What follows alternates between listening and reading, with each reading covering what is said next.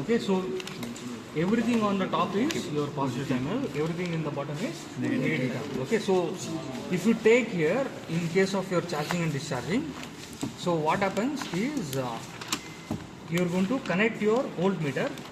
So positive of your voltmeter to positive of your voltmeter, negative of your voltmeter to negative of your voltmeter. Then in this case, what is your element? Element is your capacitor. In the previous one it was LED, now it is capacitor. So you connect your positive of the capacitor to positive of your first one C1, and then negative of your capacitor to negative of your C1. Okay, so here you don't have current, ammeter, because you don't need current. Instead of that we have a load. So load is in the form of your resistor. So you connect your resistor to 100 kilo ohms. Okay, so there is no polarity for resistor. So even if you exchange this, there is no issue. Okay, because your resistor has no polarity. Okay, then what happens? This is complete. Now you need to bring in your power supply. So your power supply, what you will do? You will connect the upper one, which is your positive terminal, and you will connect the lower one, which is your negative terminal. Okay. So before you switch on, your clock should be in the halt position. Your switch should be in the discharge position. Okay. Then you switch on. So once you switch on, you should get 0 volts. If there is any voltage left over, then you need to discharge it by shorting your terminals of your capacitor. Okay. So as there is 0, now what you will do is, once you are ready, you push your charge button to discharge to charge. At the same time you start the current, your clock. Okay.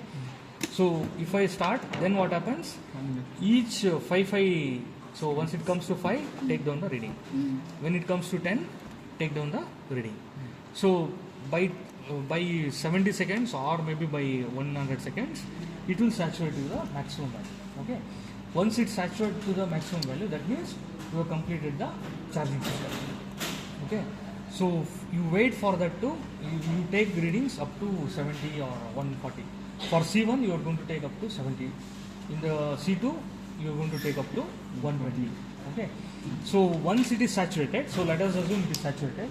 Now you have to go to the discharge. What you will do for discharge? You don't touch your clock switch. You have to only bring in the charging to discharging. At the same time you press the reset button. Okay. So simultaneously. So now what I will do? I will reset it. So again every 5 seconds. So when it comes to 5, you take down the voltage. When it comes to 10, you take down the voltage. So you have to, now what happens? Your voltage is going to drop.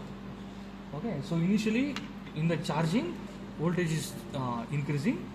During discharging, your voltage is going to slowly come down. Okay. So this is your charging and discharging of capacitor. So you repeat the same thing for your second one, which is you change only your C1 to C2, and then again repeat the same cycle, charging and discharging. Okay. Fine. Okay.